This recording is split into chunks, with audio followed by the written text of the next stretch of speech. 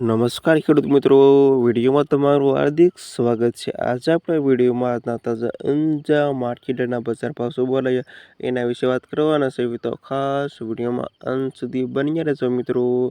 આજે તારીખ 13/5/2025 વાર થઈ ગયો મંગળવાર મિત્રો।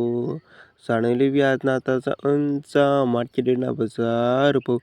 શું ખેડૂત મિત્રો તમે આવા ડેઈલી બજાર ભાવ જાણવા માંગતા હોય તો ખાસ વિડીયો લાઈક આપી અને પ્લીઝ ચેનલને સબસ્ક્રાઈબ કરવાનું અવશ્ય ન ભૂલતા।